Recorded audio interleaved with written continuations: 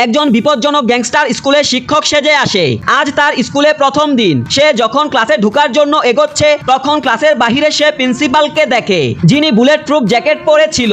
ঠিক তখনই গণিতের শিক্ষক কাঁদতে কাঁদতে ক্লাস থেকে বেরিয়ে আসে। তার অবস্থা খুবই খারাপ। নতুন শিক্ষক এটা দেখে অবাক হয়ে যায়। আসলে এই স্কুলের বাচ্চারা ছিল ভীষণ দুষ্ট।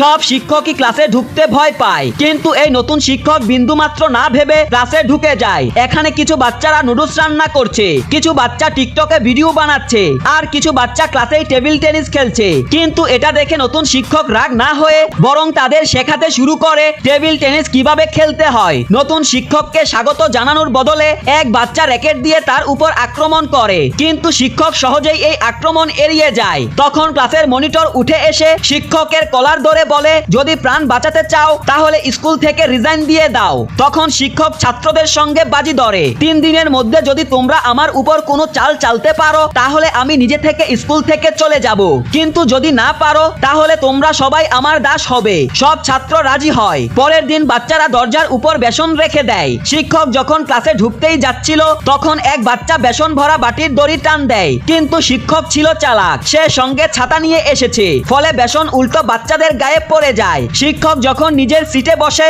তখন বাচ্চারা তার দিকে জিনিসপত্র ছুটতে শুরু করে, কিন্তু শিক্ষক বিদ্যুতের মতো দ্রুত ছিল। সে ছাতাকে অস্ত্রের মতো ব্যবহার করে সব জিনিস উল্টো বাচ্চাদের দিকে ফিরিয়ে দেয়।